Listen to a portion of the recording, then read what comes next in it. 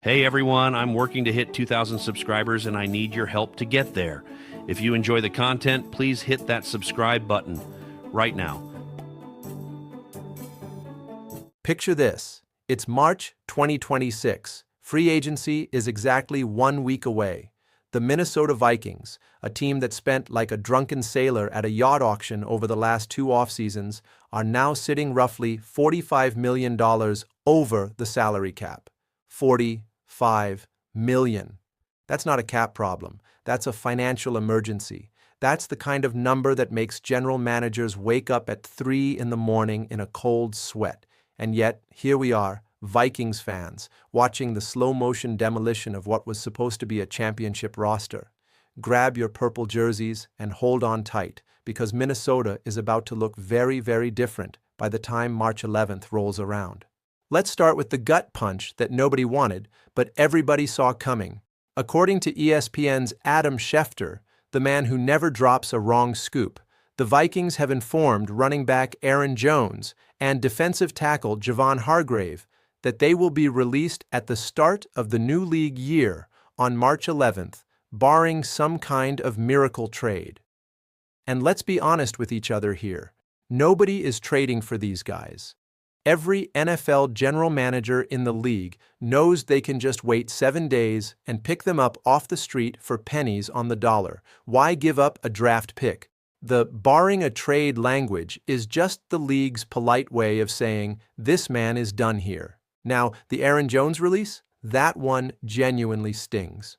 Jones came to Minnesota ahead of the 2024 season and instantly became everything the fan base needed. A workhorse, a leader, a guy who ran like he had something to prove every single Sunday. In his first year in purple, he racked up over 1,100 rushing yards, started all 17 games, and played his heart out. The Vikings loved him so much, they turned around and signed him to a new 2-year extension. And now, less than 2 seasons later, the cap gods are demanding a sacrifice. Releasing Jones frees up $7.75 million in cap space, though it comes with a $6.8 million dead money hit.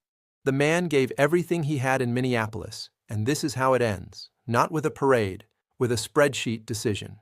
Javon Hargrave is a slightly different story. The 2-time Pro Bowl defensive tackle signed a massive 2-year deal worth up to $30 million with the Vikings last offseason, and frankly, he didn't live up to the billing. He put up 3.5 sacks in 16 games, which for a guy eating that much cap space is borderline unacceptable.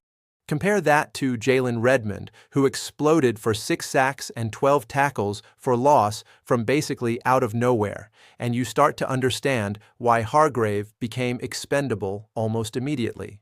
His release clears nearly $11 million in cap space.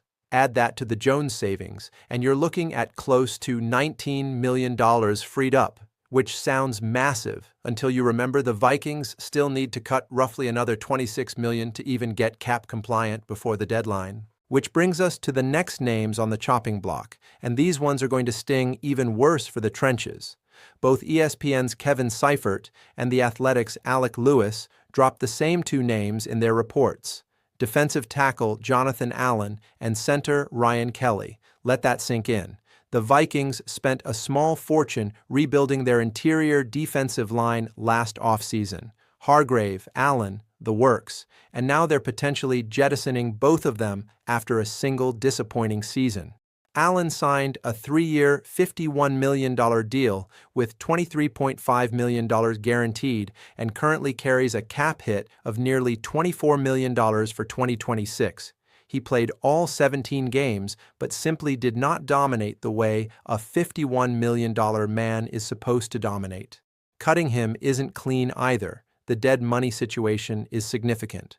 But with the Vikings hemorrhaging cap space from every direction, it's a conversation that has to happen. Ryan Kelly is, in some ways, the more tragic case. The 4-time Pro Bowl center came to Minnesota with legitimate fanfare. When healthy, he was elite, rated the 4th best center in the league by Pro Football Focus in 2025. The problem is the word healthy. Kelly suffered 3 separate concussions last season alone, adding to a documented history of brain injuries that had already cost him significant playing time over the prior 2 years. He played in just 8 games. At 32 years old, turning 33 in May, the man might need to be thinking about something more important than football right now: his long-term health. Releasing Kelly would free $12.1 million in cap space, and the contract was structured in a way that makes it a straightforward move. His situation might ultimately resolve itself through retirement rather than a release, but either way, his days in purple appear numbered. So let's do the math on what this defensive line looks like after all these moves. Hargrave gone, Allen possibly gone, Kelly gone or retired. Suddenly, the interior of that defensive front, which the Vikings spent so aggressively to build up, is a massive, gaping need going into free agency and the draft. The interior defensive tackle position isn't exactly overflowing with elite options on the free agent market. Jalen Redmond is an exclusive rights free agent, meaning Minnesota can keep him with a qualifying offer, and they absolutely should, given that he outplayed every expensive veteran they brought in. But beyond Redmond, there is serious work to do. Now, let's pivot to the quarterback situation, because this is where things get genuinely bonkers and the rumor mill starts spinning at maximum velocity.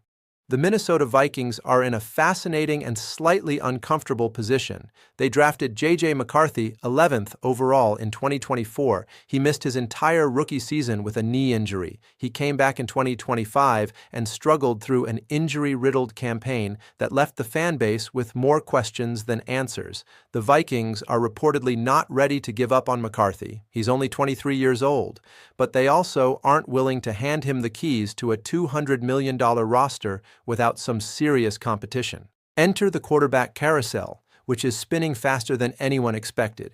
Ian Rappaport of NFL Network reported that Kyler Murray is expected to be released by the Arizona Cardinals when the new league year begins, barring some kind of last-minute trade.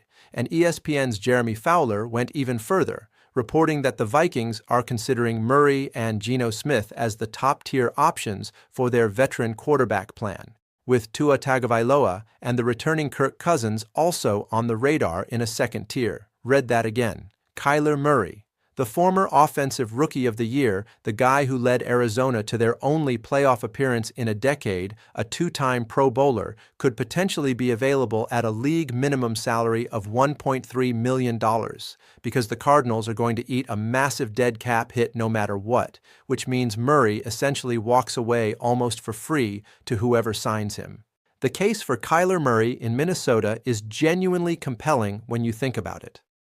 The man would be 29 years old, playing alongside Justin Jefferson, arguably the best wide receiver in the league, in an offensive system under Kevin O'Connell that turned the previously struggling Sam Darnold into a legitimate MVP candidate. Murray is mobile, he's dangerous with his legs, he's been electric when healthy, and his entire career trajectory screams redemption arc waiting to happen. On a team-friendly, one-year prove-it deal, that's a calculated gamble that could pay off enormously. That said, the rumors are all over the map. Matthew Berry of NBC said his sources indicated Minnesota wasn't particularly high on Murray. Then Fowler came back and said the opposite.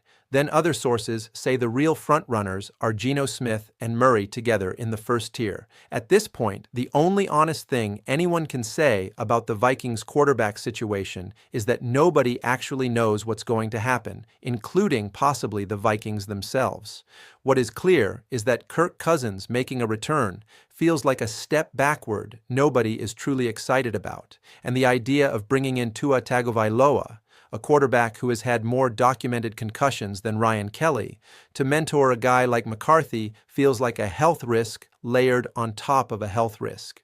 If it comes down to Tua or Geno or Kirk and nothing better materializes, you might as well let McCarthy sink or swim and start thinking about the 2027 draft. Meanwhile, there's a small but delightful subplot going on in the background. Carson Wentz, yes, that Carson Wentz, posted a video on Instagram showing himself throwing the football around, looking healthy, looking sharp, looking like RoboCop freshly reassembled. The Vikings apparently want him back, presumably as a third stringer, a clipboard holder, a veteran presence in the room. And honestly, if he's bringing veteran leadership as a third-string guy on a minimum deal, why not? Stranger things have happened in Minnesota. Now let's land the plane with the fun stuff, the 2026 NFL Draft. Because with free agency 1 week away and the cap purge happening in real time, the draft is going to be Minnesota's lifeline for rebuilding cheaply and efficiently. The Sporting News released a new mock draft recently, and the pick for Minnesota at 18th overall is Oregon safety Dylan Thieneman. And if you've been following the draft cycle, you know this name has been appearing in Vikings mocks for months. Thieneman is absolutely the talk of the combine. He tested like a freak athlete, he plays with elite instincts, he reads quarterbacks the way a veteran safety does, and his versatility, the ability to line up all over the field in Brian Flores' defense, makes him the kind of player defensive coordinators drool over. He had a 6-interception season at Purdue before transferring to Oregon, and draft analysts are starting to wonder aloud whether 18 is even going to be late enough to grab him. ESPN's Daniel Jeremiah had Jeremiah Love going 3rd overall in his recent mock, a running back going 3rd overall in 2026, which tells you everything you need to know about the quarterback class this year.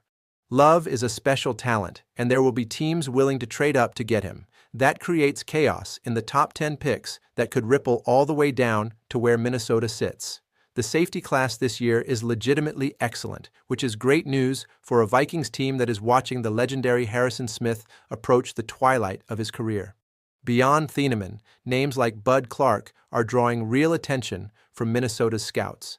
And Clark has apparently already met with the Vikings during the Combine week, which is about as strong a signal of interest as you're going to get before draft day. The bottom line on this entire chaotic, expensive, fascinating offseason is this. The Minnesota Vikings are in the middle of a painful but necessary reset.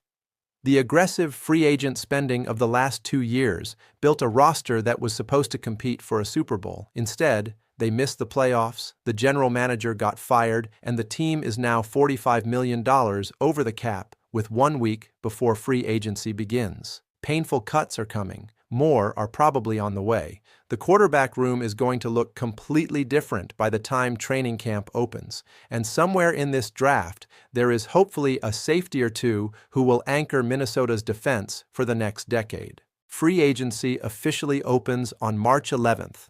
9 days. That's all that stands between Minnesota Vikings fans and what promises to be 2 of the most chaotic, dramatic, emotional days in recent franchise memory. The roster is getting torn down and rebuilt simultaneously. The quarterback hunt is real. The draft is loaded with intrigue. And every single day between now and then, something new is going to drop that changes the entire picture. This is the NFL offseason at its absolute wildest, and we are here for every single second of it. If you're as locked in on this Vikings chaos as we are, smash that like button right now. It genuinely helps this channel more than you know. Drop your thoughts in the comments. Do you want Kyler Murray in Minnesota, or is it time to just hand the keys to J.J. McCarthy and build around the young guy? Let us know. And if you haven't subscribed yet, what are you waiting for? Free Agency Week is going to be a 9-hour live stream extravaganza with giveaways, bingo, and guests, and you do not want to miss it. Hit subscribe, hit the notification bell, and we will see you when the madness officially begins. Skol Vikings. March is here, and it is going to be absolutely Hey insane. everyone, I'm working to hit 2,000 subscribers and I need your help to get there. If you enjoy the content, please hit that subscribe button right now.